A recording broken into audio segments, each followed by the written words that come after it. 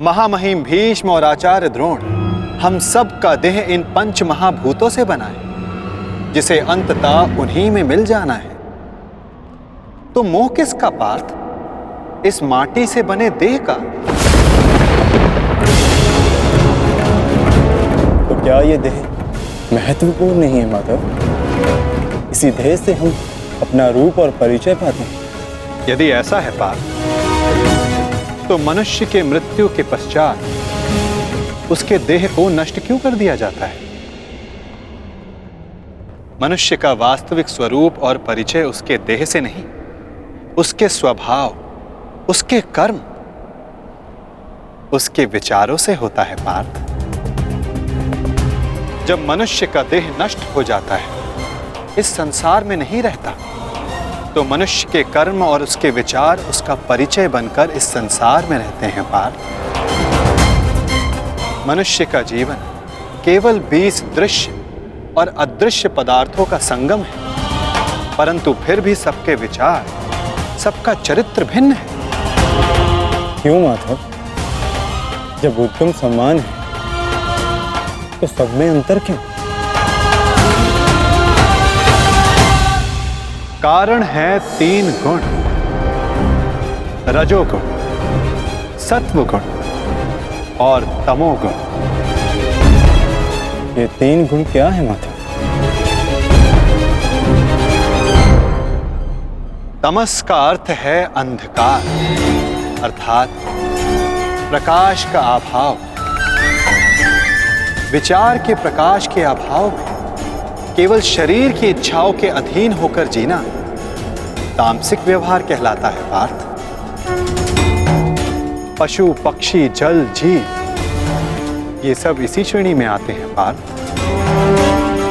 और सत्व का अर्थ है ज्ञान का प्रकाश, जो सत्य का, धर्म का, नीति और परंपराओं का विचार करके जीवन जीता है, उसे सात्विक जीवन कहते हैं पार्थ। और इन दोनों गुणों के मध्य होता है रजोगुण, अर्थात ऐसा मनुष्य जिसमें ज्ञान है, विचार करने की शक्ति है, परंतु वो मन और शरीर की शूद्र इच्छाओं से बंधा रहता है।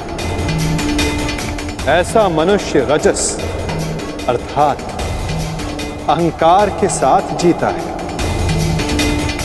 इन्हीं तीनों गुणों की न्यून या अधिक मात्रा के मेल से मनुष्य का स्वभाव बनता है। प्रत्येक मनुष्य दूसरे मनुष्य से भिन्न होता है। उधर देखो पार्थ, कौन दिखाई देता है? दुर्योधन और दुशासन। अब दुर्योधन के भीतर स्थित गुणों का विश्लेषण करो पार्थ। धर्म जानते हैं, परंतु उसका वहन नहीं करते। अहंकार इनके जीवन का केंद्र है, अर्थात तमस की मात्रा न्यून है और रजस गुण की अधिक, और सत्य तो बिल्कुल भी नहीं। और दुशासन, उसने सदा केवल अपने ज्येष्ठ का आदेश माना है, स्वयं का कोई विचार नहीं। इसलिए उसके मन में केवल तमस गुण है। अब महामहिम को देखो पार्थ, सत्व के साथ तमस के अद्भुत मेल को देखो। उनमें अहंकार नहीं है, परंतु पुरातन परंपरा और प्रण से बंधित है। आवश्यकता पड़ने पर भी परंपरा का त्याग नहीं कर सकते। और उधर आचार्य द्रोण को देखो पार्थ, ज्ञान और अहंकार का संगम। ज्ञान उनको मुक्त करने को आतुर है, परंतु अहंकार उन्हें मुक्त होने नहीं देता।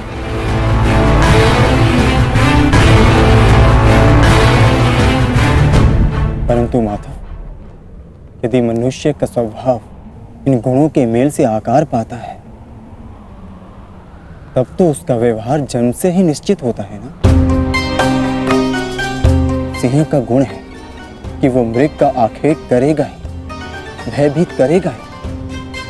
इसी प्रकार मृग का भी गुण है कि उसे सिंह से भयभीत होना ही है।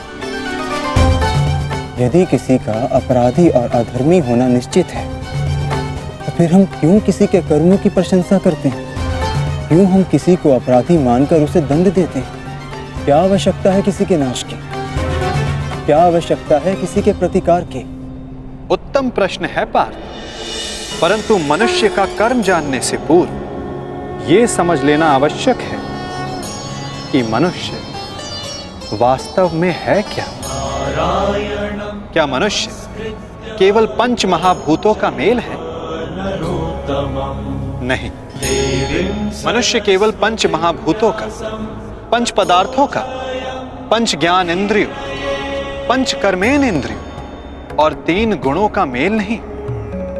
इन 23 गुणों के अतिरिक्त भी एक शक्ति है जो मनुष्य को विचार करने की, धर्म और कर्म समझाने की, उसको भिन्न बनाने की शक्ति देती है, और वो शक्ति है चेतना। इन 24 तत्वों का मेल ही प्रकृति है पार्थ। जो मनुष्य योनि नामक यंत्र में वास करती है, पुरुष अर्थात परमात्मा का अंश। जब पुरुष और प्रकृति अर्थात आत्मा और परमात्मा का मेल होता है, तभी जाकर मनुष्य का देह जीवित रहता है। यदि मनुष्य परमात्मा का अंश है, तो फिर ये आत्मा क्या है? इसे कैसे जाना जाए? तुम एक महारथी हो और इस रथ का उपयोग करते हो। उसी प्रकार आत्मा इस शरीर नामक रथ का, इस यंत्र का उपयोग करती है, परंतु आत्मा शरीर नहीं होती। एक रथ के टूट जाने पर जिस प्रकार रथी का नाश नहीं होता, उसी प्रकार शरीर के नष्ट हो जाने पर आत्मा का नाश नहीं होता। नयनम चिंदन्ति शस्त्राणि नयनम दहति पावक न चैनम क्लेद्यन्तापो न शोषति मारुता।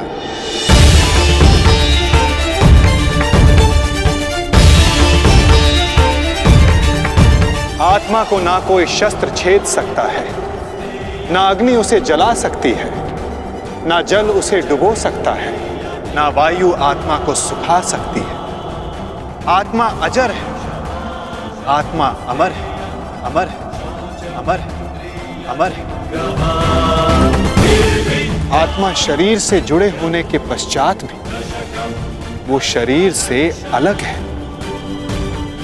ना हन्यते हन्यमाने शरीरम पार्थ। शरीर की हत्या की जा सकती है, परंतु आत्मा की हत्या नहीं की जा सकती। वो अचल है, स्थिर है, वो सनातन है, सर्वव्यापी है।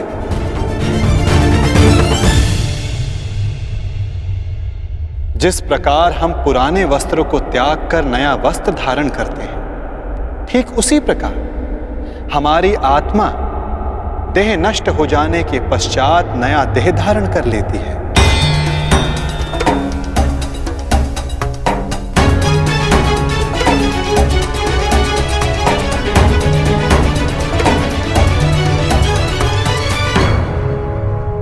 परंतु स्वयं को देह ना जानकर मैं आत्मा को कैसे जान सकता हूं माता?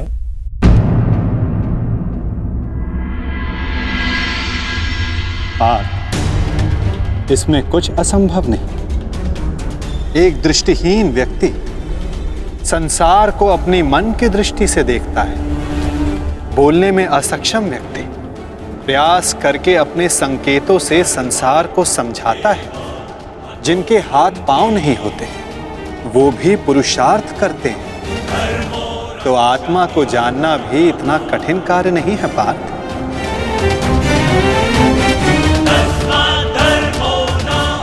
जिस प्रकार मूर्छित होने पर शरीर गिर जाता है, कुछ करने योग्य नहीं होता, परंतु जीवित रहता है, उसी प्रकार आत्मा से अनजान व्यक्ति मूर्छित शरीर के समान होता है। वो जीवित रहता है, परंतु कर्म और धर्म को समझ नहीं पाता है। जो मनुष्य अपने भीतर जाकर उस परमात्मा के अंश की खोज करता है, वो जान जाता है कि वो केवल इंद्रियों का संगम है, केवल ये शरीर नहीं, केवल भाव नहीं, वो स्वयं को आत्मा के रूप में पहचान लेता है।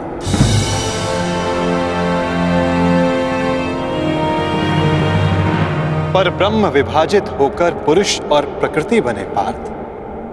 फिर प्रकृति की प्रत्येक वस्तु में आत्मा का वास हुआ। प्रकृति यानी मनुष्य का शरीर जब वो मोह और अंधकार से घिर जाता है, तब वो अपनी चेतना को खो देता है। तब उस मोह निद्रा को तोड़कर अपनी चेतना को जगाना, स्वयं को परमात्मा का भाग जानना, यही आत्मा का कार्य है, यही उसका उद्देश्य है पार्थ। यदि हर आत्मा परमात्मा का अंश है, तो फिर ये प्रगति और अवगति, नाश और उत्थान, पाप और धर्म, ये सब परमात्मा स्वयं कर रहे हैं। नहीं पार्थ, ये मनुष्य की चेतना और आत्मा करती है। जिस प्रकार कीचड़ से घिरा रत्न अपनी चमक खो देता है, जिस प्रकार मेघों से घिरा सूर्य अपना प्रकाश खो देता है, वैसे ही प्रकृति के 24 तत्वों से घिरी आत्मा ये भूल जाती है कि वो परमात्मा का अंश है। उसे लगता है कि ये देह ही सब कुछ है, देह के अतिरिक्त भी उसका कोई अस्तित्व है, इसका उसे भान ही नहीं रहता। वो केवल देह की संवेदना को ही ज्ञान मानती है। हानि लाभ, सुख दुख, स्वाद गंध, स्पर्श श्रवण, बस इसे ही अपना अनुभव मान लेती है। वो पाप करती है जो आत्मा परिवर्तन का प्रयत्न नहीं करती, जो अधर्म करते रहती है। उसको जागरूक करने के लिए दंड देना अनिवार्य होता है पार्थ। उसके जागरण के लिए युद्ध अनिवार्य होता है।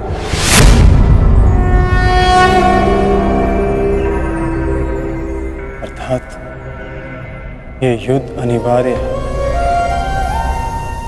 मैं शरीर नहीं। हाँ पार्थ, तुम भी ये शरीर नहीं, तुम भी आत्मा हो। और इस युद्ध भूमि में खड़ा प्रत्येक योद्धा वैसा नहीं जैसा तुम उसे जानते हो। वो सभी आत्माएं हैं, मोह, अहंकार और अंधकार से घिरी हुई।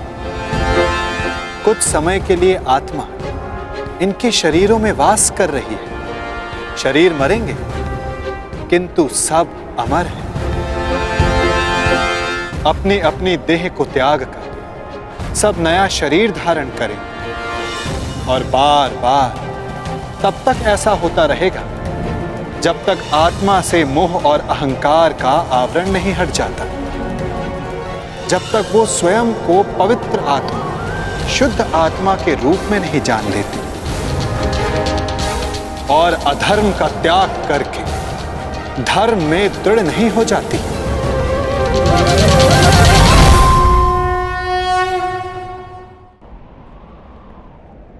ब्रह्म विद्या का पहला पाठ यही है पार्थ। तुम क्या खोने से डरते हो? तुम क्या साथ लाए थे जो तुम वापस ले जाओगे? जिसने जन्म लिया है उसे एक ना एक दिन अवश्य मरना होगा, और जो मरेगा उसे फिर से जन्म लेना होगा। यही महाज्ञान सांख्य योग है पार्थ।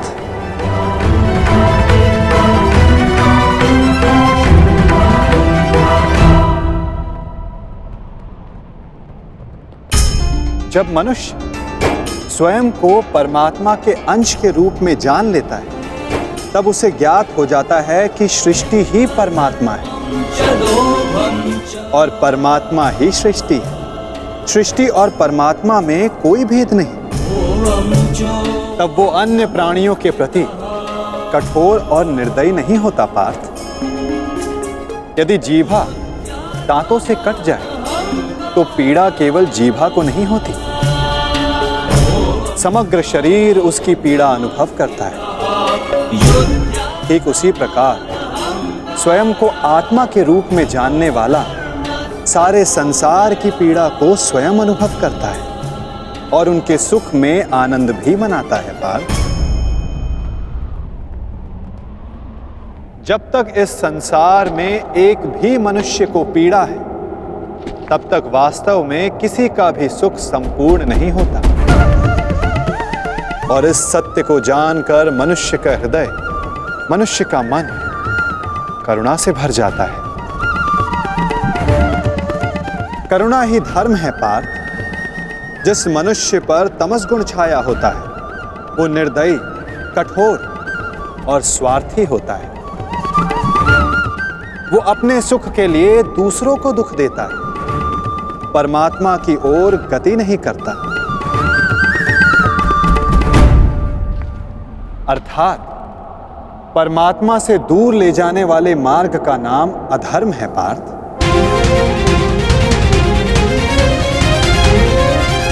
अर्थात अधर्म तो अज्ञान का दूसरा नाम है माधव।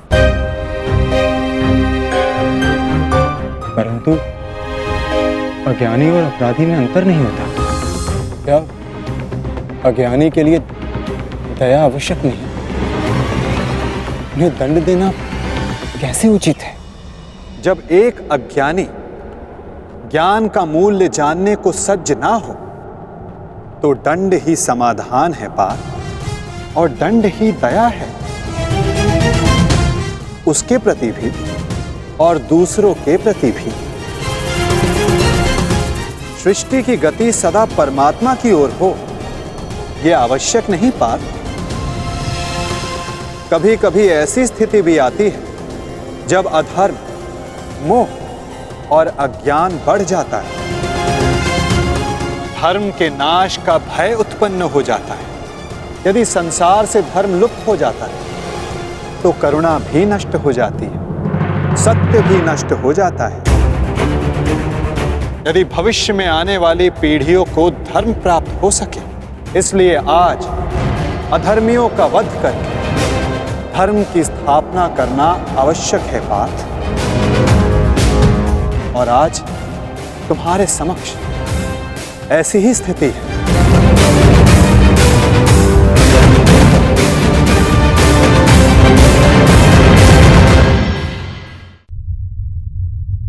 और धर्म स्थापना का कर्तव्य तुम्हारा है पार्थ। अपनी निर्बलता त्यागो पार्थ और युद्ध के लिए सज्ज हो जाओ।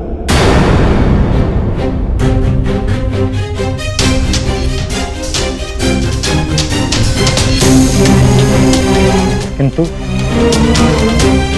मेरे हाथों से हत्याएं होंगी, किसी की मृत्यु होगी, क्या मेरे भीतर की करुणा का नाश नहीं हो जाएगा माधव? यदि करुणा ही धर्म का आधार है तो फिर मेरी आत्मा तो अधर्मी बन जाएगी माधव। कर्म का बंधन अवश्य निर्मित होता है, परंतु कार्य का बंधन निर्मित नहीं होता पार्थ। प्रत्येक कर्म कार्य होता है पार्थ, परंतु प्रत्येक कार्य कर्म नहीं होता। कर्म उस कार्य को कहते हैं जब मनुष्य उस कार्य से फल की इच्छा रखता है। जब भी मनुष्य धन, संपत्ति, प्रशंसा के लिए कार्य करता है, उस कार्य से फल की आशा रखता है, तब वो उस फल में बंध जाता है और इसी कारण उसे बार बार जन्म लेना पड़ता है पार्थ। वास्तव में मनुष्य को कोई कर्म नहीं बांधता पार्थ। उस कर्म से जुड़ी फल की आशाएं, फल की कामना मनुष्य को बांधती है। वो कैसे माधव?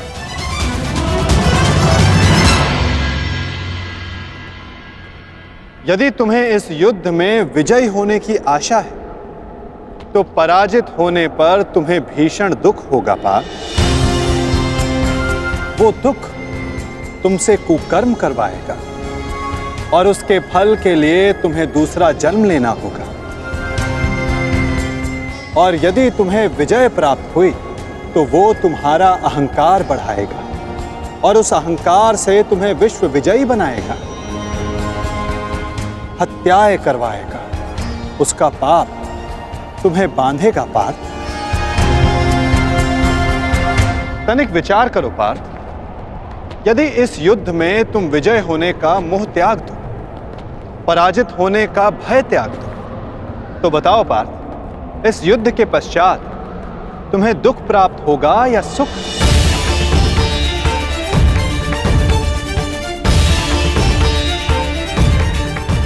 ना सुख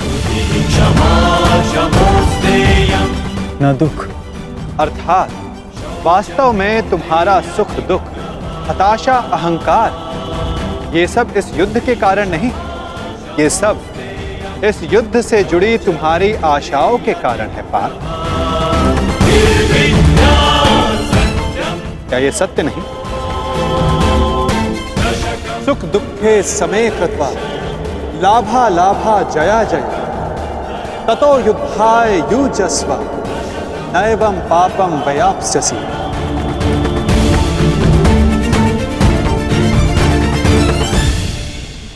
पार्थ, सुख और दुख को समान मानकर हानि और लाभ का विचार किए बिना यदि तुम ये युद्ध करोगे पार्थ, तो तुम पाप के भोगी नहीं बनोगे।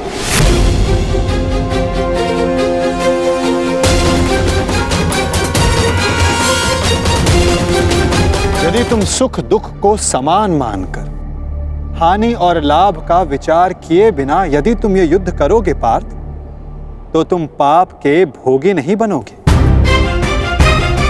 इसी को कर्मयोग कहते हैं। जो सांख्य योग का ज्ञान प्राप्त कर लेता है, जो ये जान लेता है कि आत्मा ही शरीर है, देह का अनुभव और भोग केवल मृत्यु तक सीमित है, अर्थात वास्तविक नहीं, माया है, उसके लिए कर्म योगी बनना सरल हो जाता है पार्थ। तो यदि कर्म से बंधन निर्मित होता है तो फिर संन्यास लेकर जगत का त्याग करना क्यों उचित नहीं? ये युद्ध इसी सोच का ही तो परिणाम है पार्थ। तनिक विचार करो, जब सत्व गुण से भरे अधर्म को जानने वाले लोग कर्म का त्याग करते हैं, तब अधर्म से भरे लोग संसार चलाने लगते हैं पार्थ। यदि महामहिम भीष्म ने संसार का त्याग ना किया होता, तो आज संसार में अधर्म इतना नहीं बढ़ता पार्थ। यदि तुम्हारे पिता ने संन्यास ना लिया होता, तो आज तुम्हारे भ्राता युधिष्ठिर सुख से राज कर रहे होते, प्रजा को सुख और धर्म का ज्ञान देते। सत्व गुण से संचित लोग ही संसार को लाभ दे पाते हैं, परंतु जब वही संन्यास का विचार करते हैं तो धर्म की हानि होती है। जिस प्रकार सूर्य के ताप से जल वाष्प बनकर उड़ जाता है और कीचड़ रह जाता है, उसी प्रकार सत्वगुणी और सज्जन लोग इस संसार का त्याग करते हैं, तो तमस गुण से भरे अधर्मी इस संसार पर राज करते हैं, और इसी कारण संसार में पाप, अपराध और अधर्म बढ़ता है। किंतु कर्म योग इस विचित्र स्थिति से सारे संसार का रक्षण करता है। एक कर्म योगी फल की आशा का त्याग करता है, किंतु वो कर्मों का त्याग नहीं करता। वो इसी संसार में रहता है, किंतु एक सन्यासी की भांति वो कार्य सारे करता है, परंतु कर्म एक भी नहीं करता। एक कर्मयोगी अपनी संतानों से, अपने बंधु बांधवों से, अपनी प्रजा से किसी भी प्रकार की कोई आशा, कोई अपेक्षा नहीं रखता पार्थ। स्वयं उसे सन्यास का लाभ प्राप्त होता है और सन्यासी की भांति वो संसार को लाभ देता है। किंतु माधव,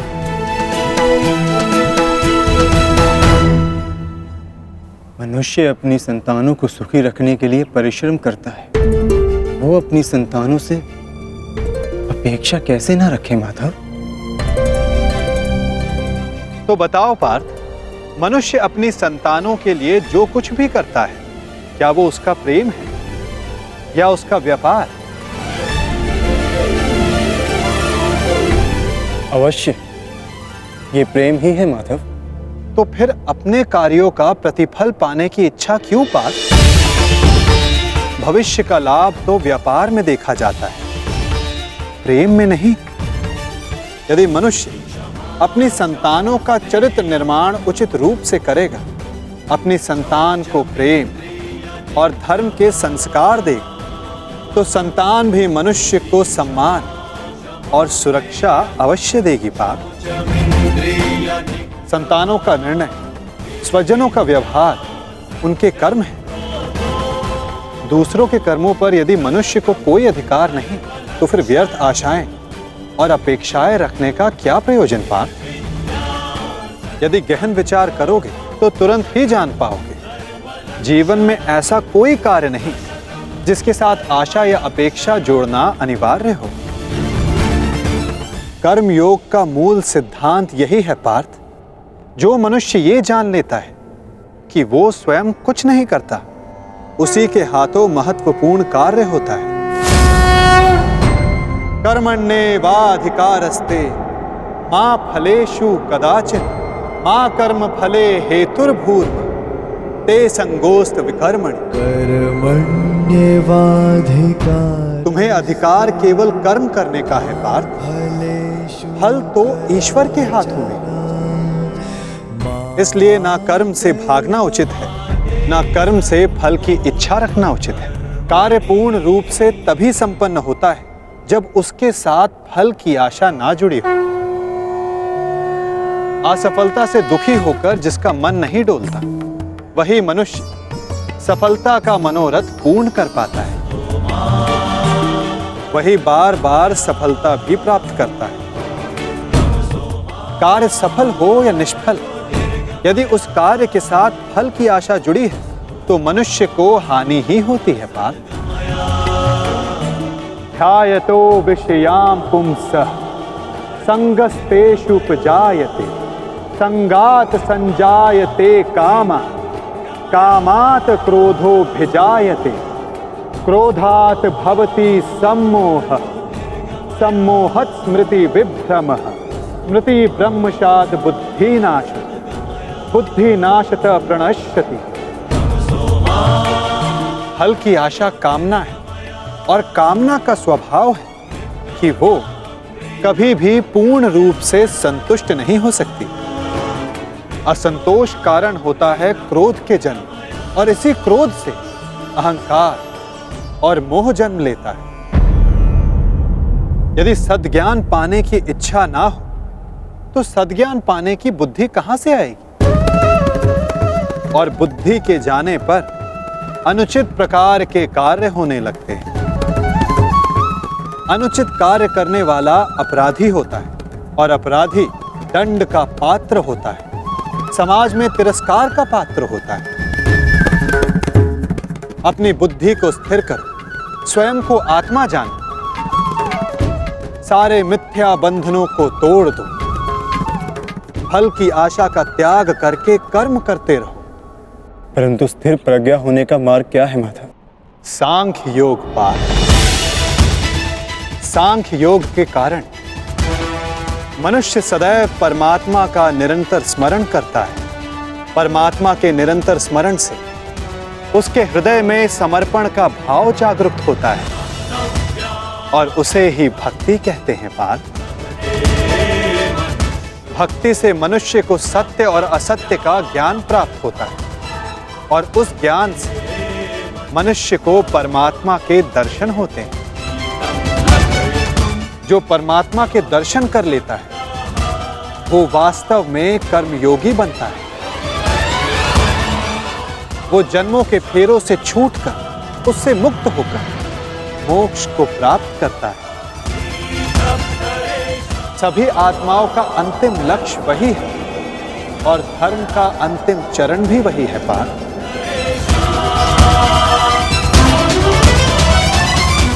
पार्थ, परमात्मा के दर्शन करने हेतु दृष्टि पर बंधी मोह, क्रोध, अहंकार और पूर्वाग्रह की पट्टी उसको उतारना आवश्यक होता है पार्थ। यदि अंधेरे कक्ष में बैठा मनुष्य तुमसे यह पूछे कि मैं सूर्य के दर्शन कैसे करूं, तो उसे क्या कहोगे पार्थ? उससे कहोगे कि अपना कक्ष त्याग कर आकाश के नीचे आ जा, सूर्य तो सदा उपस्थित है। उसी प्रकार सारा संसार ही परमात्मा है। एक पर ब्रह्म का भाग होकर पुरुष और प्रकृति बने।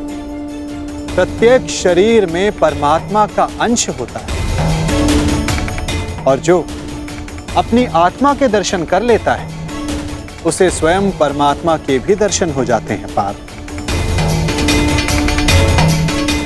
जिस प्रकार नमक के एक कण का स्वाद सारे सागर के स्वाद से भिन्न नहीं होता, उसी प्रकार आत्मा का दर्शन परमात्मा के दर्शन से भिन्न नहीं होता पार्थ। क्या आप ही परमात्मा है माधव?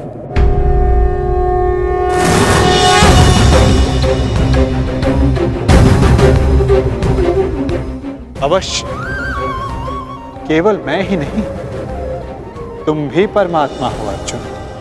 केवल तुम जागरूक नहीं, मैंने वो जान लिया है कि मैं ही समस्त संसार, इस संसार का कण कण हूं। मैं ही सूर्य, चंद्र, ग्रह और नक्षत्र हूं। मैं ही सारे मनुष्य हूं।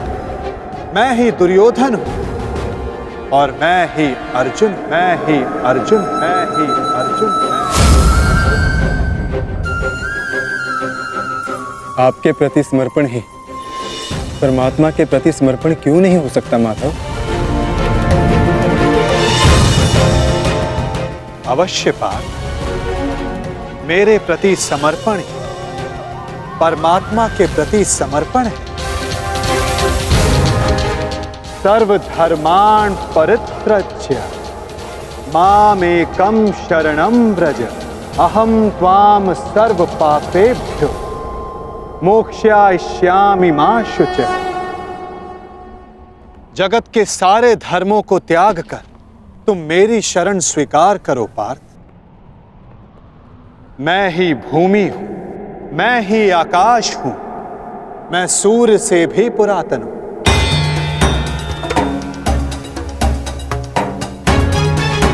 मैं किसी वृक्ष पर खिली कली से भी नया हूं। मैं ही स्वर्ग और नरक को धारण करने वाली शक्ति हूं पार्थ। किंतु वो कैसे संभव है माधव? आपका जन्म बहुतों ने अपने जीवन काल में देखा है। आपकी माता जीवित है, इनके गर्भ में आपका शरीर बना। आप पुरातन और अविनाशी कैसे हो सकते हैं माधव?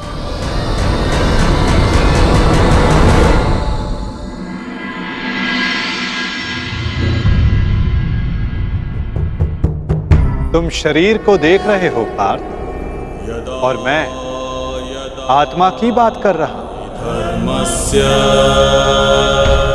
मेरे अनेक जन्म हुए, मैंने अनेक अवतार धारण किए, मेरे अनेक शरीर बने और मिट्टी में मिल गए। आगे भी मैं अनेक बार जन्म लूंगा पार्थ।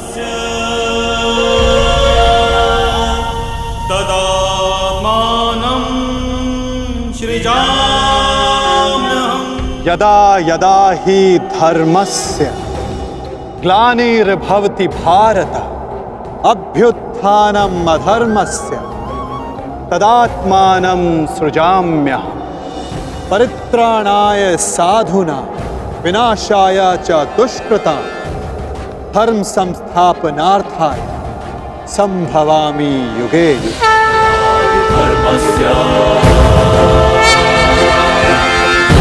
भवति भारत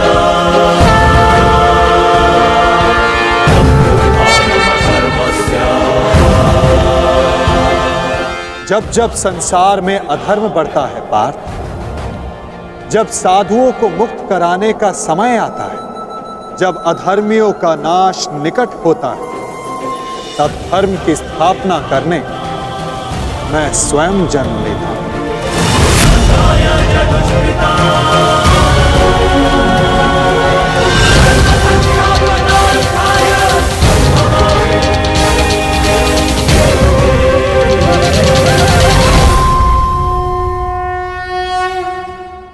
मैं ही अविनाशी परमात्मा, मैं ही मत्स्य अवतार भी था, मैं ही वामन था, परशुराम भी मैं ही,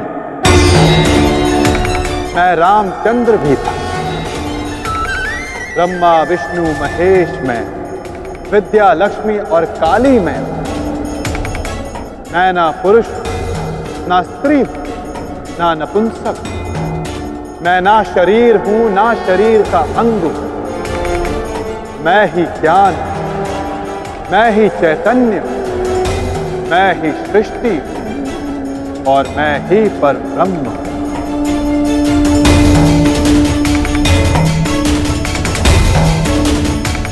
जब तुम भी आत्मज्ञान प्राप्त कर लो, तब तुम भी स्वयं को मुझसे अभिन्न और जुड़ा हुआ पाओगे पार्थ।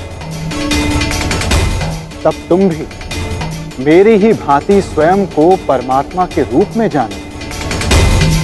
परंतु ये पद प्राप्त करने के लिए तुम्हारा मेरे प्रति संपूर्ण समर्पण अनिवार्य है पार्थ। और ये समर्पण क्या है माता? समर्पण वास्तव में मन की ऐसी स्थिति है पार्थ, जहां मनुष्य सारे संकल्प त्याग देता है। वो ना स्वयं कोई निर्णय लेता है ना कोई प्रण लेता है। उसको जैसा आदेश मिलता है वो वैसा ही कार्य करता है।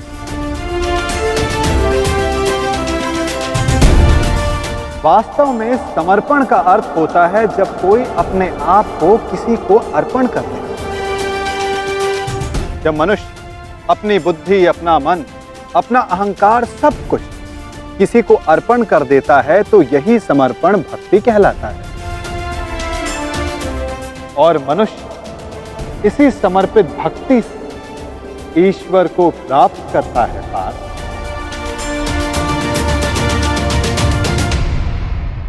माधव, पत्नी का समर्पण पति की ओर होता है, युद्ध का समर्पण सेनापति की ओर होता है। शिष्य के मन में गुरु भक्ति होती है। क्या ये सारी भक्तियां एक समान होती हैं? क्या इन सभी को ईश्वर की प्राप्ति होगी? नहीं पार्थ, मनुष्य जिसके प्रति समर्पित रहता है उसी के रूप में ढलने लगता है। उसके मन में ना संदेह जन्मता है ना प्रश्न। दुष्ट मनुष्य के प्रति जिसका समर्पण होता है उसके कार्य भी दूषित हो जाते हैं।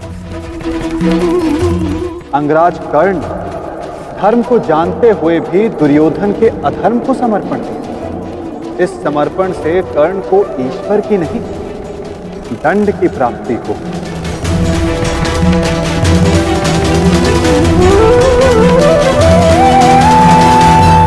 अंगराज को इस युद्ध में जो दंड मिलेगा वो जन्म का नहीं, जाति का नहीं, अपितु एक दुष्ट के प्रति समर्पण करने का दंड मिलेगा पार्थ।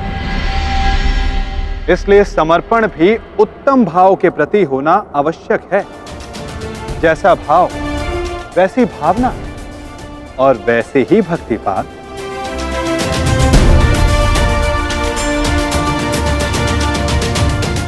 जैसी भक्ति वैसा ही परिणाम। माला यदि लोहे की हो तो उसे गले में धारण नहीं की जा सकती, उससे अपराधी को बांधा जाता है। उसी प्रकार स्वामी भक्ति, पति भक्ति, मित्र भक्ति, ऐसी अनेक भक्ति होती है पार्थ, परंतु श्रेष्ठ भक्ति केवल परमात्मा की होती है।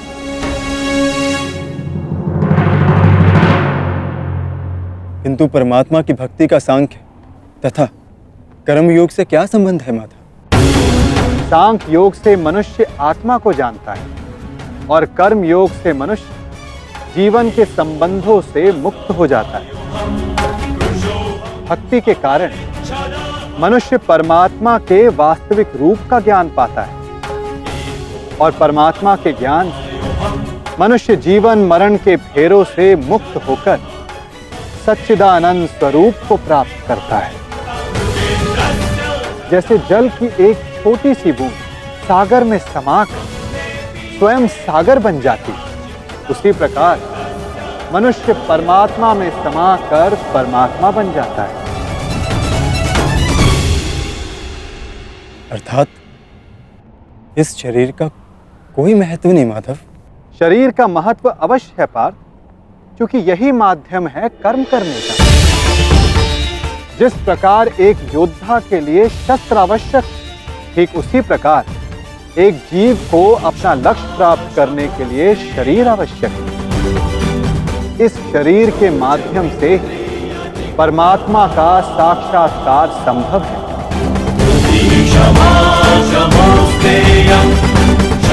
मृत्यु और जन्म के बीच के समय में आत्मा के ज्ञान में कोई वृद्धि नहीं हो पाती पार्थ। इस जन्म में जो अनुभव, विचार और ज्ञान प्राप्त होते हैं, आत्मा उसी को लेकर नया शरीर धारण करती है। आत्मा की प्रगति और अधोगति केवल शरीर में रहकर ही हो सकती है। क्या यहाँ उपस्थित लोगों का वध कर देने से उनके उद्धार की संभावना का नाश नहीं होगा माधव? क्या उनका वध कर देना ही करुणा है? तुम्हारे शत्रु धर्म की सीमा पार कर चुके हैं पार्थ। अधर्म करना उनका स्वभाव बन गया है। जो अपराध और अपराधियों को उद्धार करने का अवसर एक सीमा तक ही दिया जा सकता है।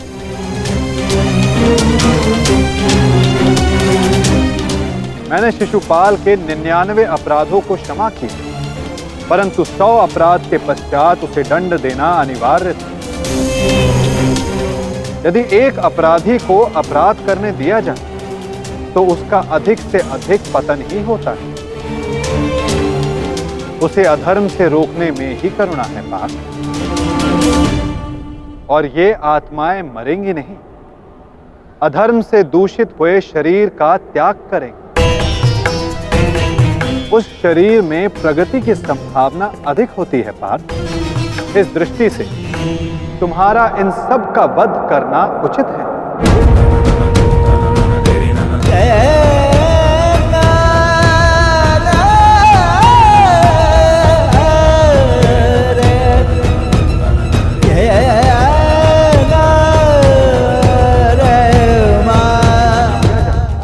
तो उसका अधिक से अधिक पतन ही होता है।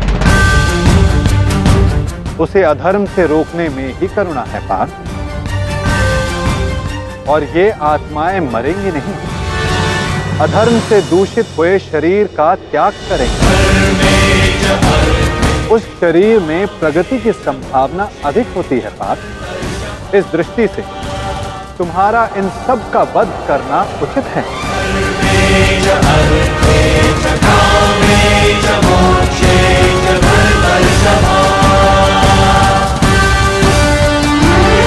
मनुष्य का शरीर उसकी संपत्ति भी है और उसकी मर्यादा भी। धर्म के मार्ग पर प्रवास करने वाला मनुष्य अपने शरीर को शुद्ध करता है और इसी के माध्यम से वो आत्मा का साक्षात्कार करता है। इसी को क्षेत्र क्षेत्रज्ञ संबंध कहा जाता है पार्थ।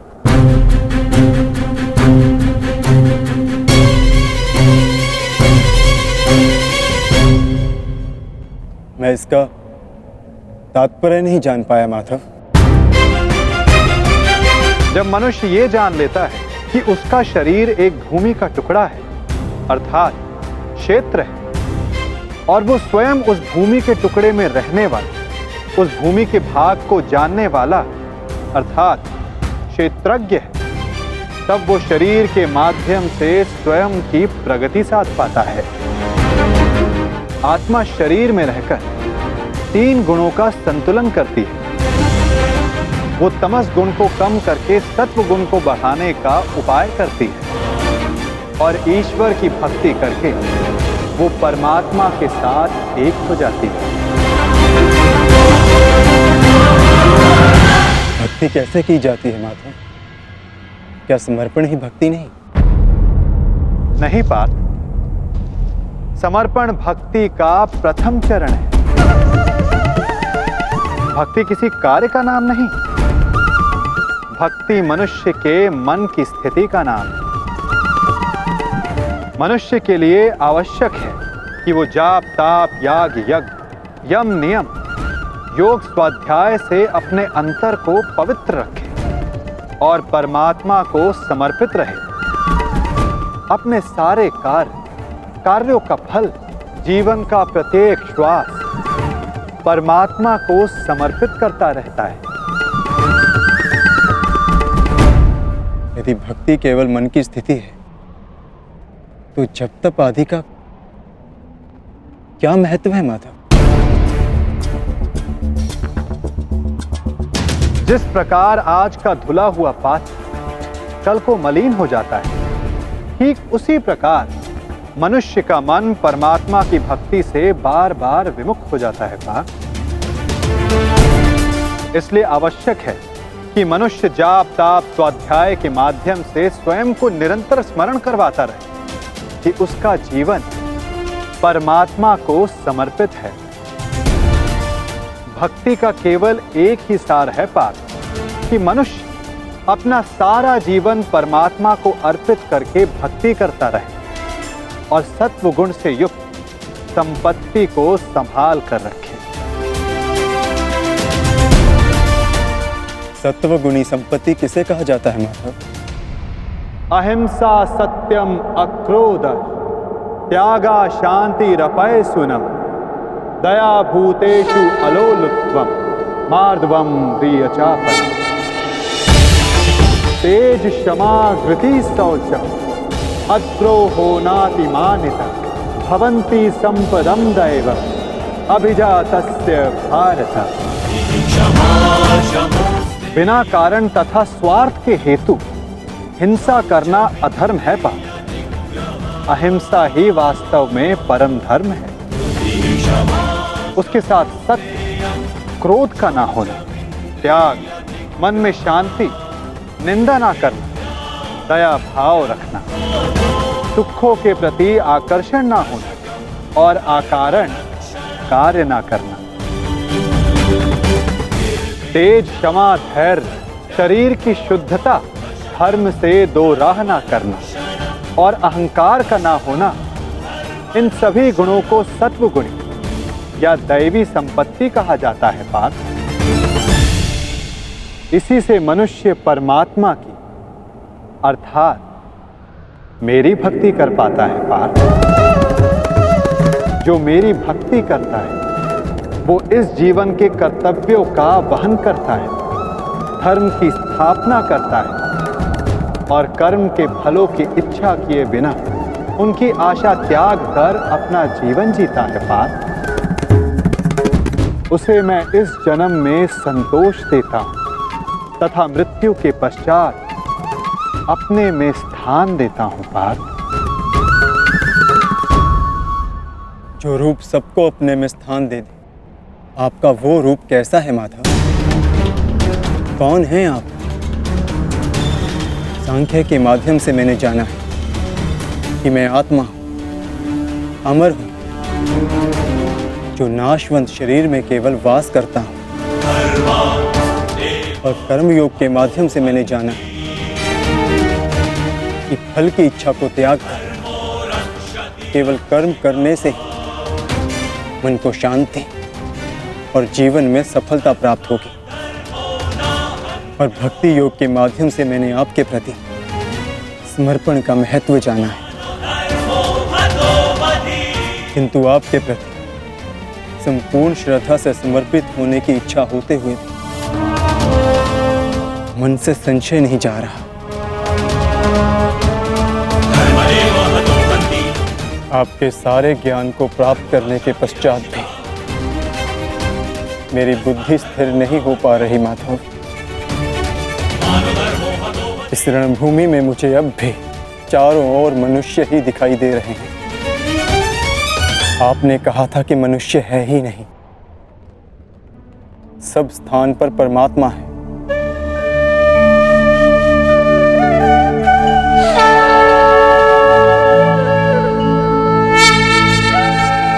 तो उस परमात्मा का रूप मुझे दिखाइए माधव,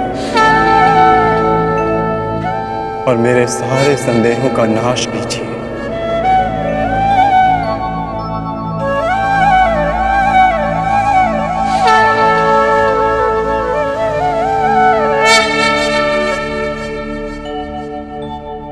तो देखो पार्थ,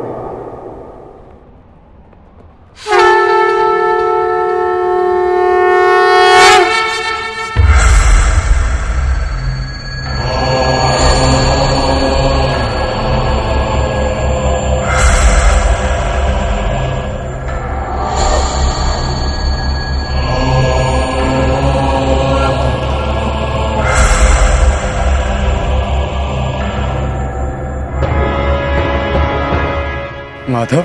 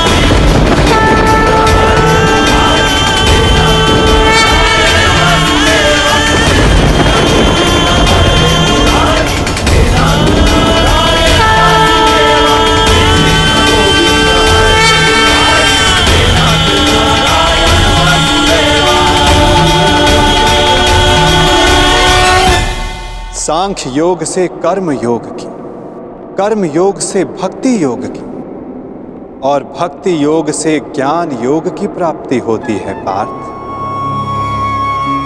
मेरे विश्व रूप के दर्शन करना ही वास्तविक ज्ञान है पार्थ। विश्व में यही एक ज्ञान सारे ज्ञानों का तथा विज्ञानों का आधार है। यही एक ज्ञान है जो मुक्ति प्रदान करता है।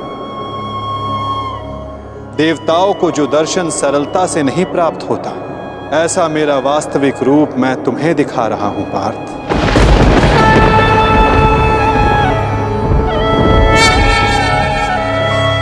बीजम मम सर्वभूतानां विधि पार्थ सनातन बुद्धिर्बुद्धिमतम् अस्मि तेजस तेजस्विनम् अहम्। मैं ही सारे जीवों का ब्रह्म बीज हूं, मैं ही बुद्धिमानों की बुद्धि हूं, मैं ही बलवानों का बल हूं पार्थ।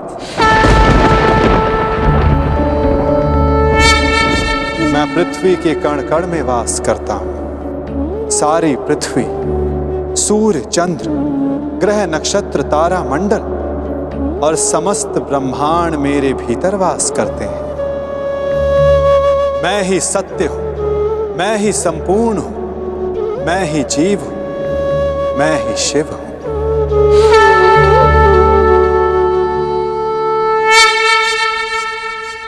अक्षरों में आकार हूं, वेदों में सामवेद हूं, देवों में इंद्र हूं, प्राणियों में चेतना हूं,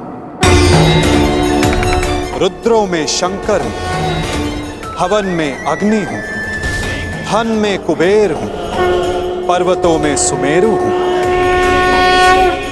ऋषियों में भृगु हूं, ध्वनियों में ओंकार हूं, यज्ञों में जाप हूं, वृक्षों में पीपल हूं, कीर्ति मैं ही हूं, बुद्धि में स्मृति, मेघा और क्षमा मैं ही हूं। गंधर्वों में चित्ररथ हूं, देव ऋषियों में नारद हूं, मुनि में कपिल हूं, अश्वों में उच्च अश्व हूं, गजों में ऐरावत हूं, पशु में सिंह, पक्षियों में गरुड़ हूं, मनुष्यों में राजा हूं, शस्त्रों में वज्र हूं, गायों में कामधेनु हूं, सर्पों में वासुकी हूं, शेष नाग हूं। मैं वरुण देव, वायु, यमराज, श्री राम और पवित्र गंगा मैं ही हूं।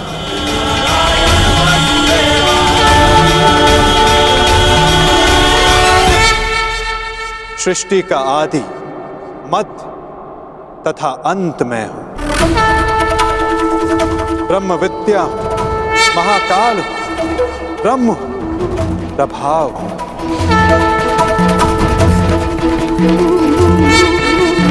मैं ही विजय हूं, मैं ही निश्चय हूं, मैं ही सत्व, दंड, नीति, शक्ति, मौन तथा तत्व ज्ञान भी मैं हूं। वासुदेव हूं, अर्जुन हूं, वेद व्यास हूं, ऐसा कोई स्थल नहीं जहां मैं नहीं पार।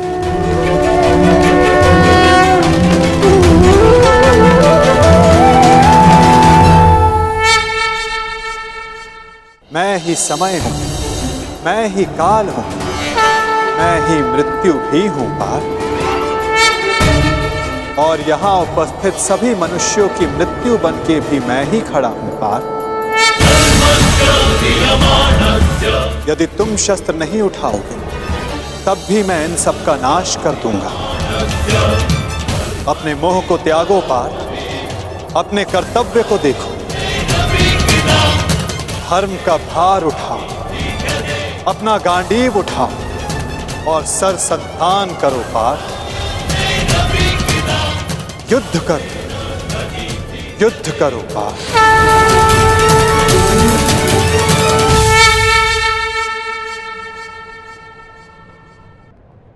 भगवान माधव, मधुसूदन, आज मेरे सारे संदेहों का नाश हो गया है। हे नारायण, हे माधव, ये मेरा सौभाग्य है कि मैं स्वयं आपके वास्तविक अवतार का साक्षी बना। आपके ज्ञान के प्रकाश से मुझे मेरी शंकाओं के अंधकार से निकालकर मुझे उचित मार्ग दिखाने के लिए आपका धन्यवाद। आपको मार्गदर्शक रूपी पाकर आज मेरा जीवन धन्य हो गया।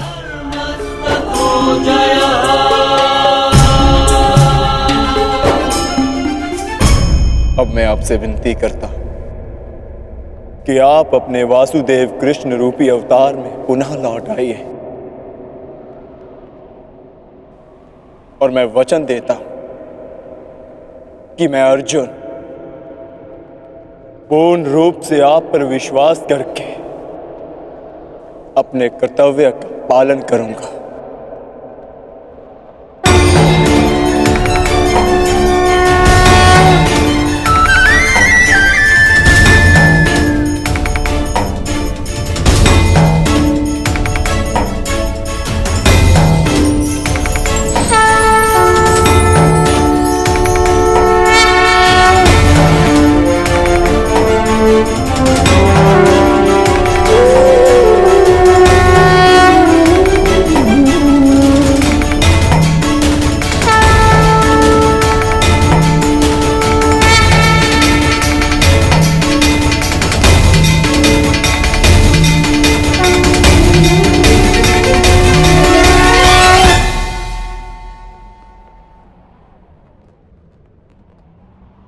उठो पार्थ, जिसका आरंभ किया है उसका समापन करना है तुम्हें।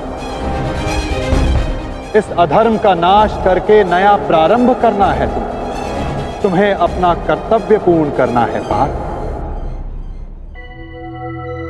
उठो।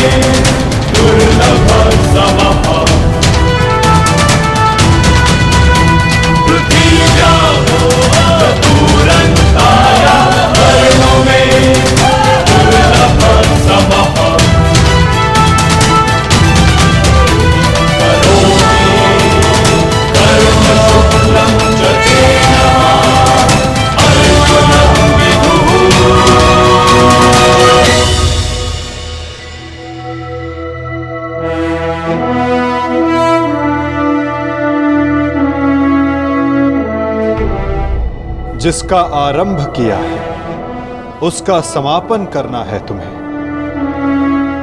इस अधर्म का नाश करके नया प्रारंभ करना है तुम्हें अपना कर्तव्य पूर्ण करना है पार्थ।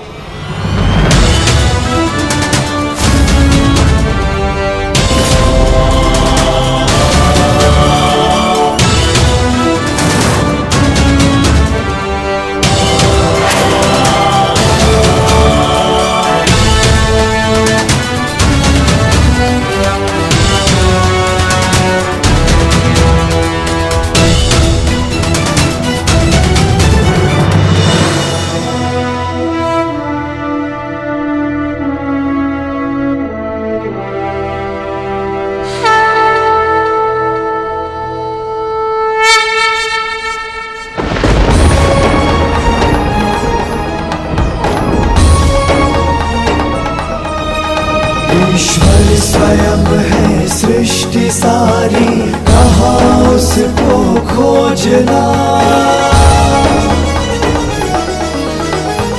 जो भी होता शुभ ही होता,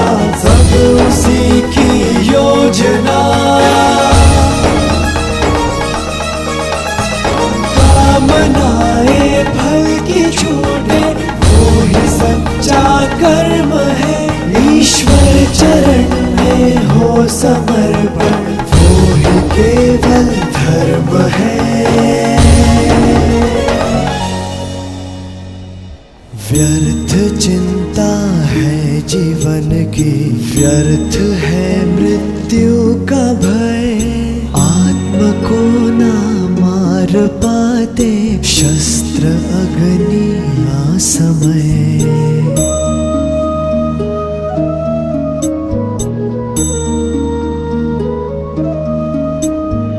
पंचभूतों की बनी ये देह केवल वस्त्र है।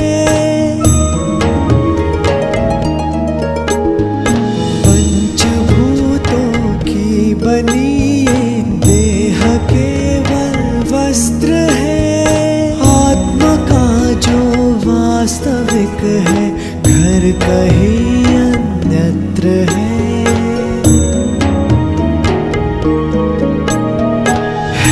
परिवर्तन ही सत्य, झूठ सबका साथ है। कुछ न खोना कुछ न पाना, रिक्त रहते हाथ है।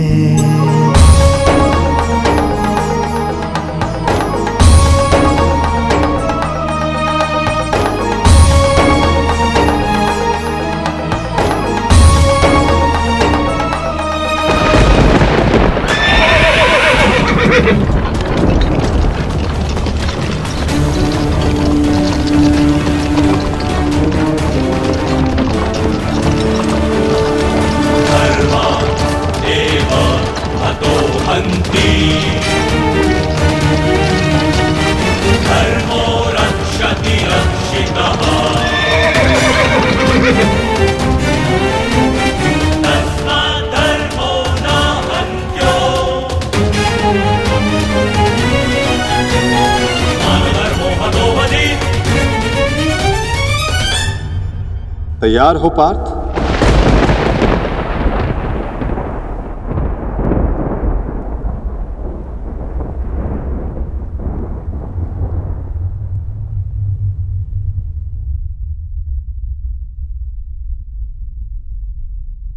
जी माधव।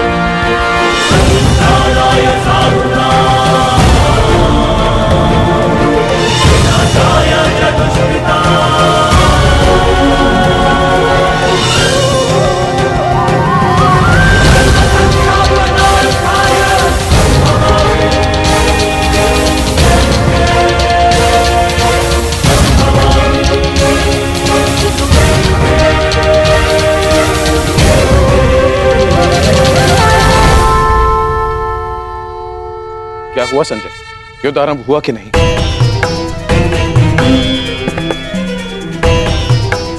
वासुदेव के शब्दों ने मुझे मौन कर दिया है महाराज। अब कहने के लिए कुछ भी शेष नहीं है। जिस प्रकार से वासुदेव के ज्ञान ने राजकुमार अर्जुन को प्रबुद्ध कर दिया है, उसी ज्ञान का प्रभाव मुझ पर भी पड़ा है महाराज। वो सब छोड़ो संजय, मुझे केवल इतना बताओ कि युद्ध आरंभ हुआ है कि नहीं। विस्तार से बता कि युद्ध भूमि में क्या क्या घटित हो रहा है। बताओ मुझे। जो आज्ञा महाराज।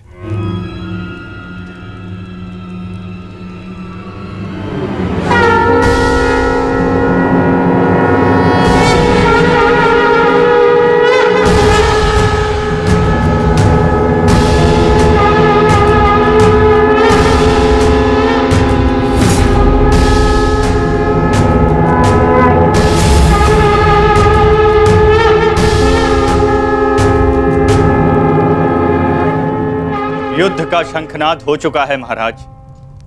युद्ध किसी भी क्षण प्रारंभ हो जाएगा।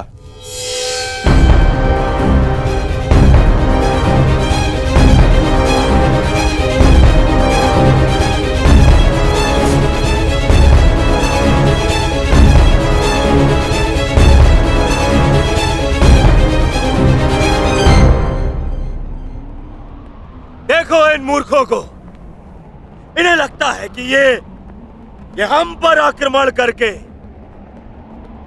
विजय प्राप्त कर सकते हैं।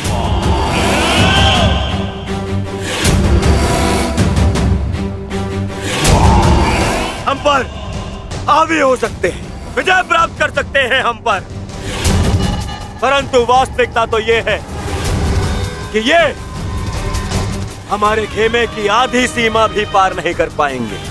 हाँ, और क्या? शीघ्र ही इन्हें इनके सबसे बड़ी भूल की अनुभूति हो जाएगी। पछताएंगे, ये सब पछताएंगे। दया की भीख मांगेंगे ये सब जो हमारे विरुद्ध खड़े हैं। पांडु पुत्र, तुम्हारी भूल है भ्राता दुर्योधन। और हाँ, मैं वचन देता हूं कि आज सूर्यास्त होने से पहले तुम्हारे रथ पर लगी हस्तिनापुर की पताका को मैं अपने अधीन कर लूंगा।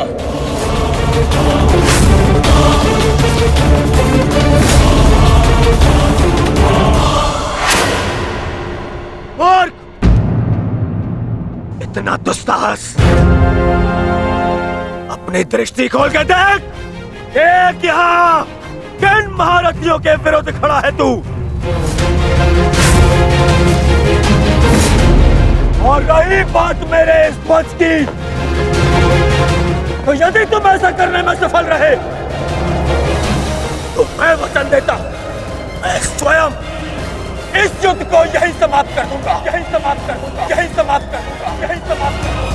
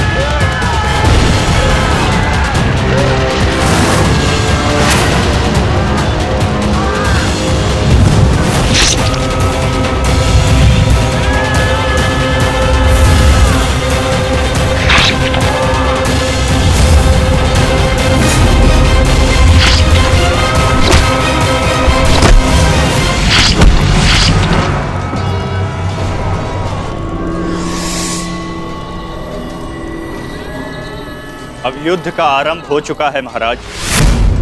युवराज दुर्योधन ने राजकुमार अर्जुन को चुनौती दी है कि सूर्यास्त से पहले उनके रथ पर उपस्थित पताका को यदि राजकुमार अर्जुन अपने बस में कर लेते हैं तो युवराज दुर्योधन आज ही युद्ध को समाप्त कर देंगे। ये क्या किया दुर्योधन? ये क्या किया दुर्योधन ने? और पितामह ने उसे रोका नहीं? नहीं महाराज। समझ में नहीं आता पितामह क्या व्यू रचना करने वाले।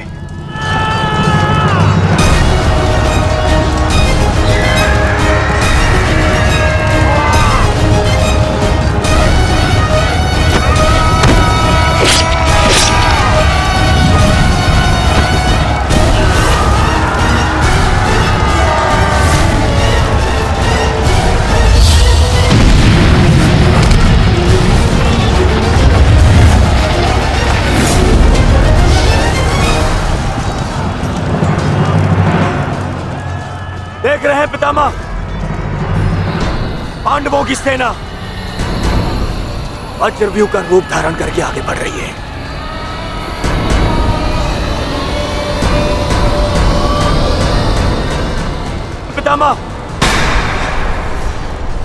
पितामह, सुन रहे हैं आप? याद भी है कि यहाँ क्या चल रहा है? पितामह, आप क्या कर रहे हैं? आप कौरवों की सेना के सेनापति हैं। हम सबको आपके आदेश की प्रतीक्षा है पितामह। कुछ बोलिए पितामह। हम कुछ नहीं करेंगे गंधार राज।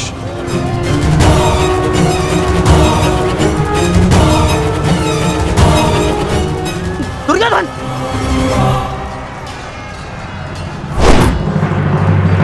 देखना अभिमन्यु, पताका मैं ही लेकर रहूंगा।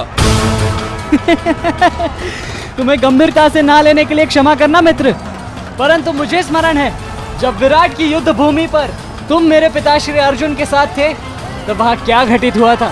समय बदल गया है अभिमन्यु, और हालात भी। अब केवल विषय वर्तमान का यह युद्ध है। देखना, मैं यह पताका लेकर ही रहूंगा। ठीक है, तुम पताका ले आना और मैं स्वयं तुम्हें शिविर तक उठाकर लेकर जाऊंगा। सारथी, शीघ्रता करो।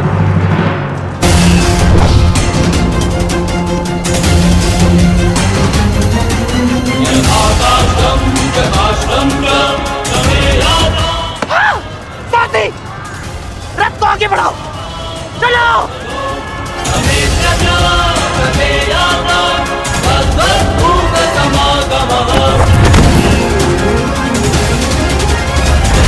पितामह, कुछ तो बोलिए। अब कौन क्यों है? कुरुक्षेत्र में प्रवेश के पश्चात तो आपने वचन दिया था, वो याद है आपको? मुझे अपना दिया हुआ हर एक वचन स्मरण है दुर्योधन। तुम्हें मुझे स्मरण कराने की कोई आवश्यकता नहीं। सारथी, वज्र की ओर चलो।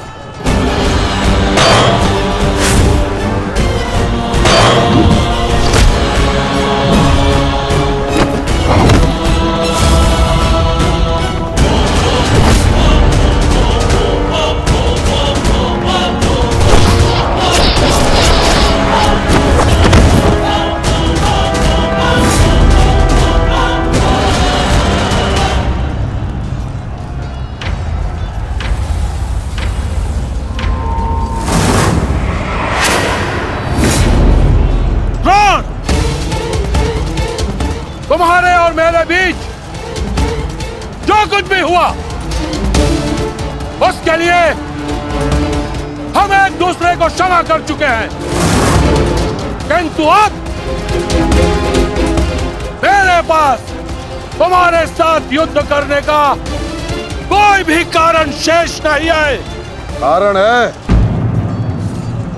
कारण है द्रौपद, तुम्हारी पुत्री द्रौपदी का वस्त्र हरण।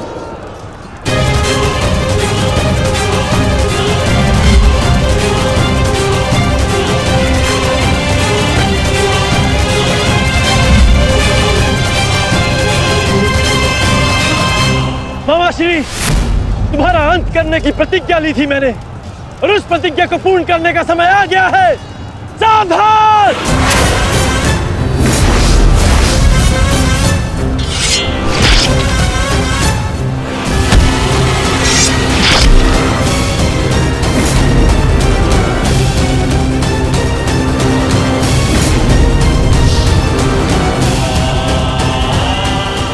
सावधान द्रोण!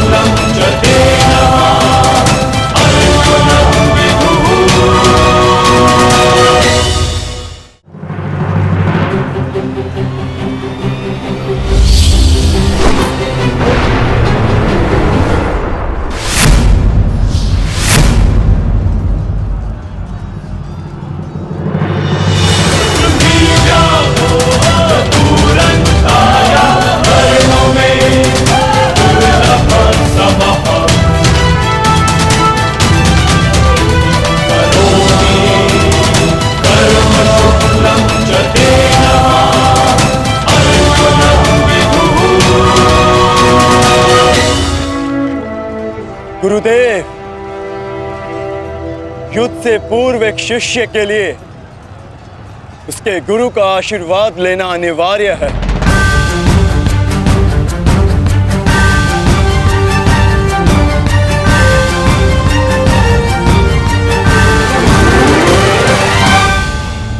मेरा आशीर्वाद सदैव तुम्हारे साथ है अर्जुन। कभी अनुमान नहीं लगाया था गुरुदेव, जिससे युद्ध कला और धनुर्विद्या सीखी, एक दिन उसी के विरुद्ध इसका उपयोग करना पड़ेगा। तुम केवल अपने कर्तव्य का पालन करो अर्जुन। ये युद्धशाला नहीं, ये समस्त युद्ध भूमि है, और यहां का हर एक विपक्षी केवल और केवल तुम्हारा शत्रु है अर्जुन। सावधान अर्जुन!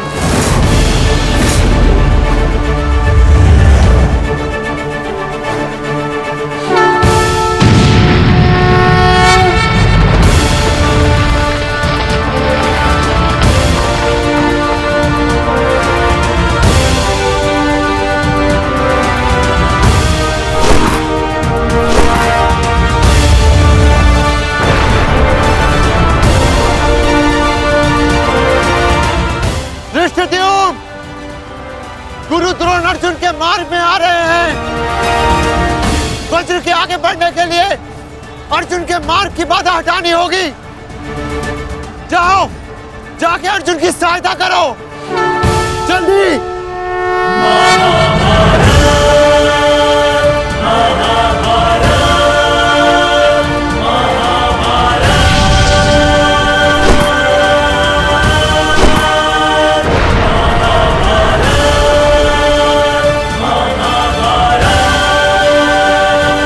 युवराज दुर्योधन, यदि युद्ध के सारे निर्णय तुम्हें ही लेने हैं तो मुझे सेनापति बनाने की क्या आवश्यकता थी? ऐसा मैं इसलिए कर रहा हूं पितामह, क्योंकि आप कौरवों के प्रति अपना कर्तव्य निभा नहीं पा रहे हैं। आप यहाँ मौन रहने के लिए नहीं, कौरव सेना का नेतृत्व करने के लिए आए हैं।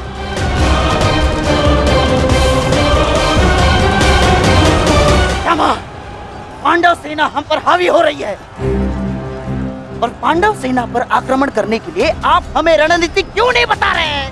बताइए, स्मरण है ना पितामह आपको?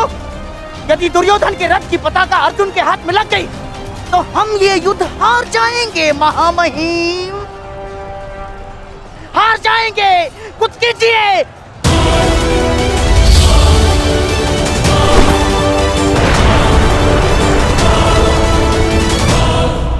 युवराज को मैंने ऐसे व्यर्थ वचन लेने के लिए कदापि नहीं कहा था। अब युवराज दुर्योधन को इसका परिणाम स्वयं भुगतना होगा। और रही बात मेरे आदेश की, तो अभी आक्रमण में समय शेष है। ये कैसी बातें कर रहे हैं आप?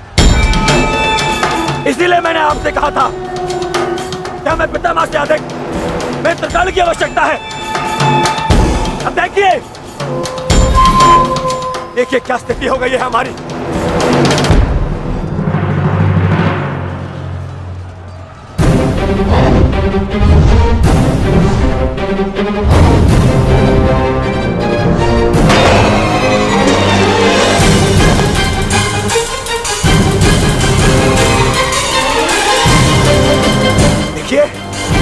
देखिए कैसे मौन खड़े, ऐसे चलता रहा। देखिए ये तो हम शीघ्र ही हार जाएंगे।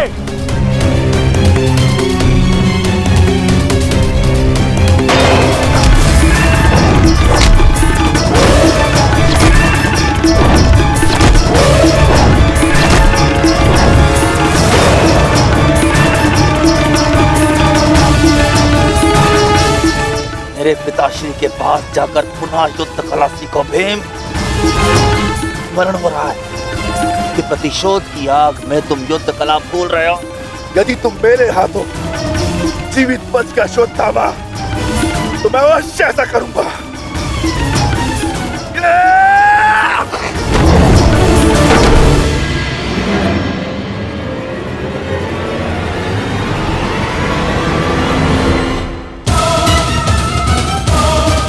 गुरु द्रोण को यहाँ से मैं संभालता हूँ। अर्जुन तुम आगे बढ़ो।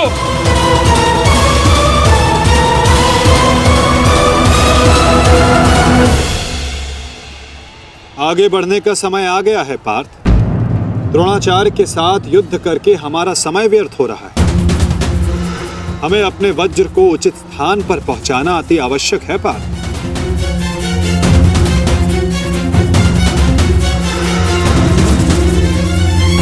जैसी आज्ञा माता। चलिए आगे बढ़िए।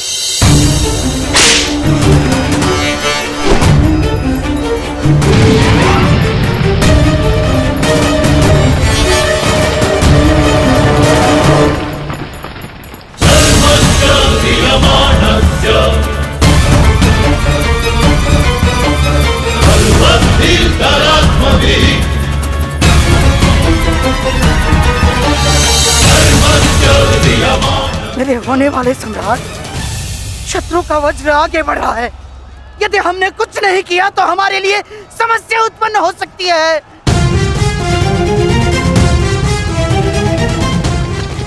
कुछ करो मेरे होने वाले सम्राट, कुछ करो।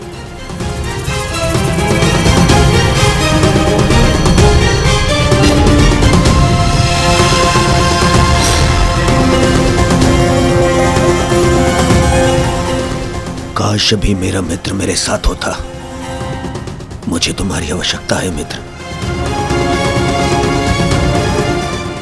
आवश्यकता है तुम्हारी।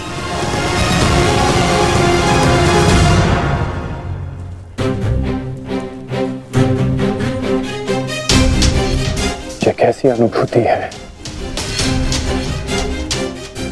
ऐसा प्रतीत हो रहा है जैसे मेरे मित्र को मेरी सहायता की आवश्यकता है।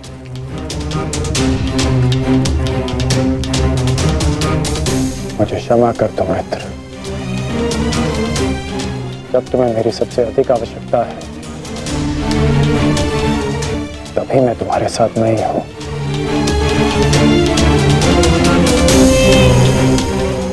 सैनिक, जाओ जाकर पता लगाओ कि युद्ध में क्या चल रहा है। जो आज्ञा महाराज।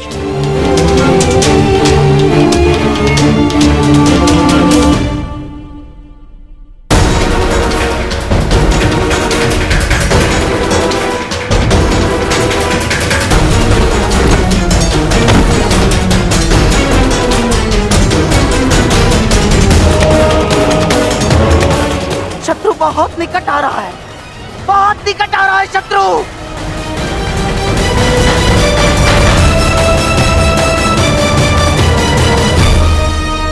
माधव,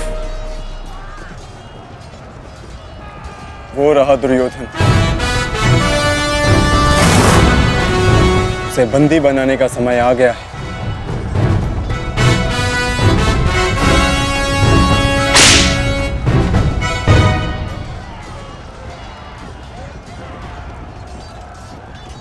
शत्रु निकट आ गए हैं दुर्योधन, आ गए शत्रु निकट। अब आक्रमण का समय आ गया है।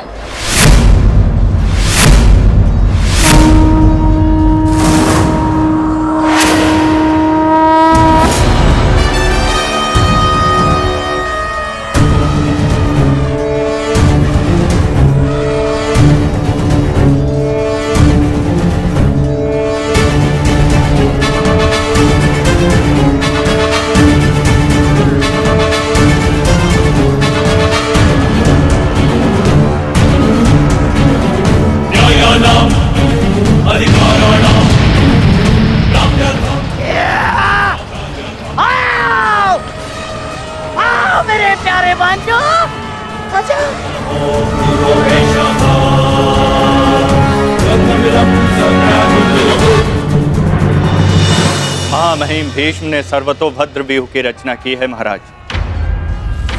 वो वज्र व्यूह को ध्वस्त करने का प्रयत्न कर रहे हैं। उस ओर से सेना का नेतृत्व कौन कर रहा है संजय? व्यूह को ध्वस्त करने का प्रयास कर रहे हैं। इस सेना की टुकड़ी का नेतृत्व कौन कर रहा है? कौन?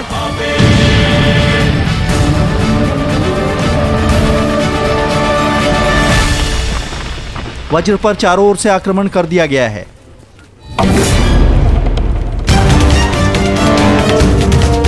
पितामह की सबसे प्रभावशाली तकनीक। और जो व्यूह का नेतृत्व कर रहे हैं वो हैं? मैं जानता हूं।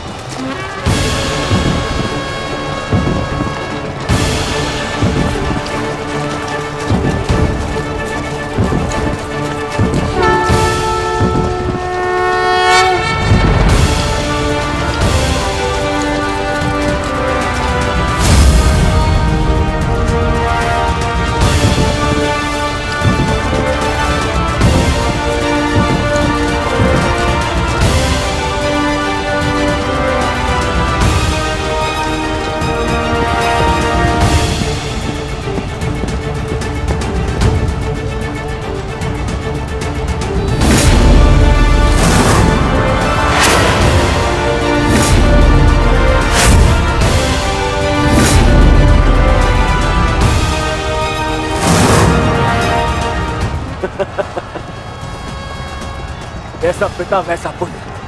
अद्भुत, अद्भुत वृषसेन।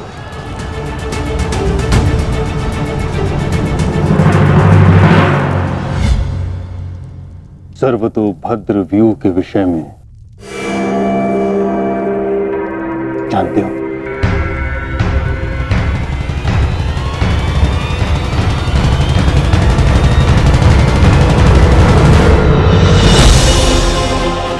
जी महामहिम, पिताश्री ने आपकी इस रणनीति के विषय में अवगत कराया था।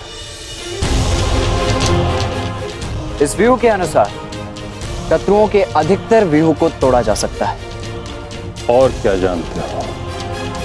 इस रणनीति के अनुसार एक ही समय में चारों ओर से शत्रु व्यूह पर आक्रमण किया जाता है और सेना को छिन्न भिन्न करते हुए मध्य तक पहुंचा जाता है ताकि शत्रुओं को कहीं से कोई सहायता न मिल सके। परंतु सेना का नेतृत्व केवल एक कुशल योद्धा के हाथों में होना चाहिए। और वो योद्धा ऐसा हो शत्रु जिसका अनुमान भी न लगा सके। उसकी युद्ध शैली कभी पहले देखी न गई हो।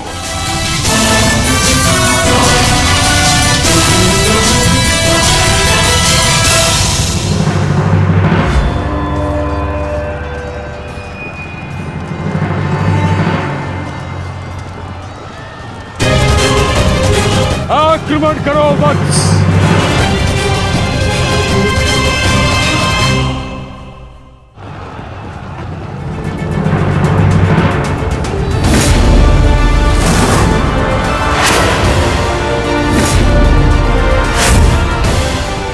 सत्य कहा दुर्योधन, सत्य कहा तुमने। जैसा पिता वैसा पुत्र वृषसेन। अद्भुत योद्धा है वृषसेन। कर्ण नहीं है तो क्या हुआ, वृषसेन है ना हमारे पास। वृषसेन लड़ो।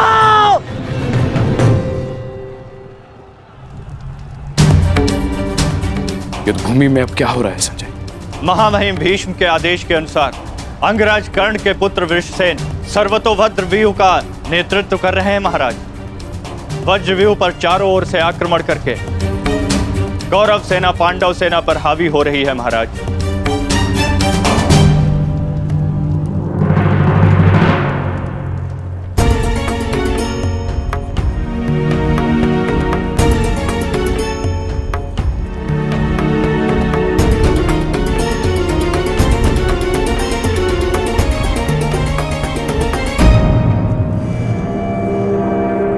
जब तक मैं युद्ध भूमि में हूं तब तक कर्ण युद्ध भूमि से दूर रहेगा।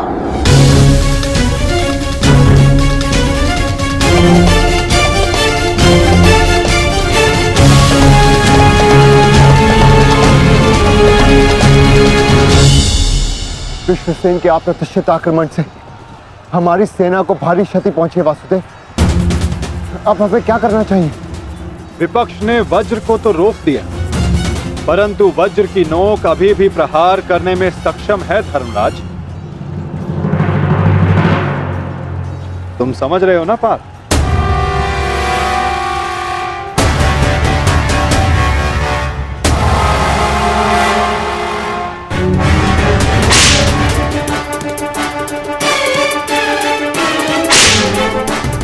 ये क्या कर रहा है?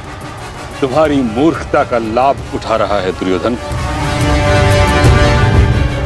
अर्जुन वज्रव्यूह को त्याग आगे बढ़ रहा है। हमने उनके वज्रव्यूह को तो निष्क्रिय कर दिया है दुर्योधन, परंतु अर्जुन ये जानता है कि तुम्हारे रथ पर लगी पताका यदि उसके हाथ लगी तो यह युद्ध समाप्त हो जाएगा। इसलिए उसका लक्ष्य केवल तुम हो। वो सब छोड़िए पितामह, अर्जुन को रोकने का उपाय सोचिए। इसका उपाय है मेरे पास। पार्थ, वो देखो, गंगा पुत्र तुम्हारी ओर तुम्हें रोकने आ रहे हैं। उनसे द्वंद्व करके हमारा समय व्यर्थ होगा और सूर्यास्त्र होने में बस कुछ ही समय शेष है पार्थ।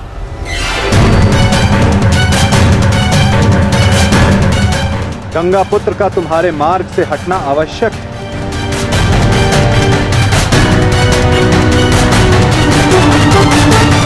संकेत भेजो पार्थ कि कोई और इन्हें रोकने आ सके। शीघ्रता करो।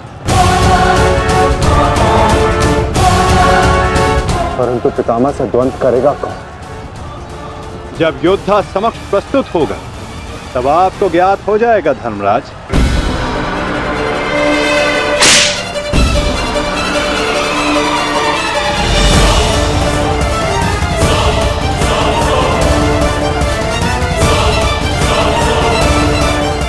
यह अर्जुन नहीं तो कौन नहीं?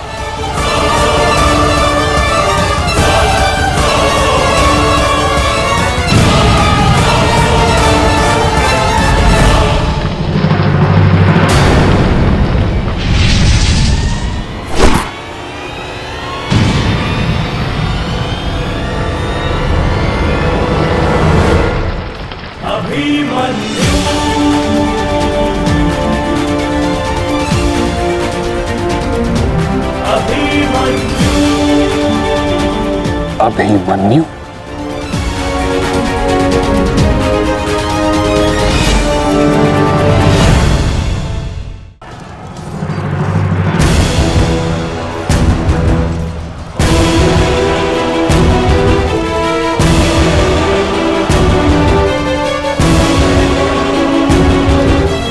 प्रणिपात प्रपितामह।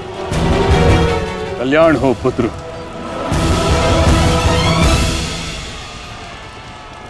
किंतु क्या अपने ही प्रपितामह का मार्ग रोकना उचित है?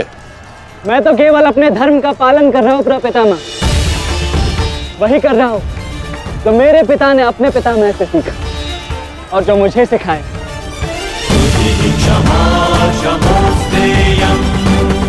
उचित कहा पुत्र। यह युद्ध ही ऐसा है, यह भूमि ही ऐसी है। यहाँ द्वंद्व के पालन हेतु अपनों के साथ ही द्वंद्व करना पड़ रहा है।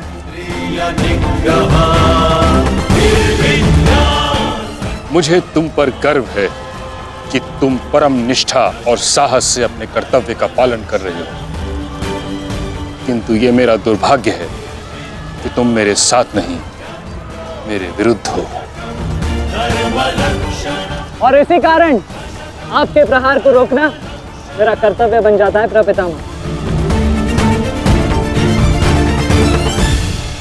पुत्री उत्तरा, मैं तुम्हें वचन देता हूं कि जब तक रणभूमि में ये गंगा पुत्र खड़ा रहेगा, तब तक तुम्हारा सौभाग्य और तुम्हारा सुहाग दोनों पर कोई आंच नहीं आएगी।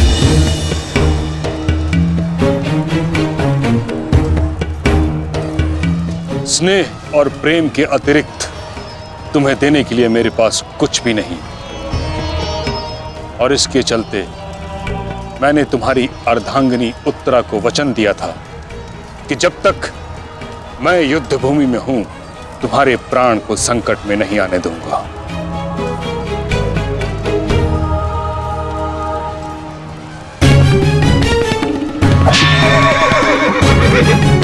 ये क्या कह रहे हैं पितामह? ये युद्ध है और ये हमारा शत्रु। इसकी रक्षा नहीं करनी है, आपको इसका वध करना है। मुझे भली भांति स्मरण है दुर्योधन कि मुझे क्या करना है और क्या नहीं। तुम्हारी ओर से युद्ध करना मेरा कर्तव्य है, परंतु किसका वध करना है और किसका नहीं, यह मेरा निजी अधिकार है।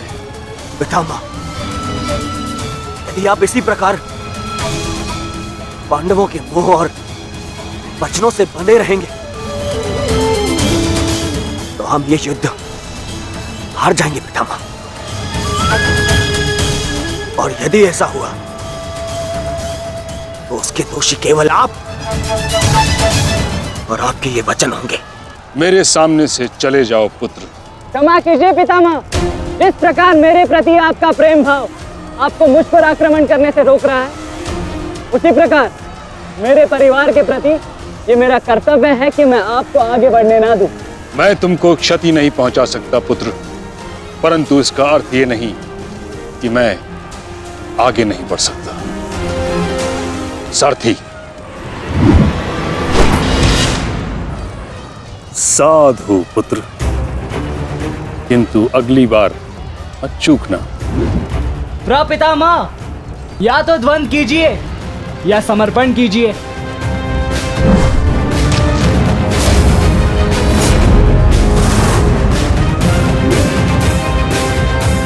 बस करो पुत्र।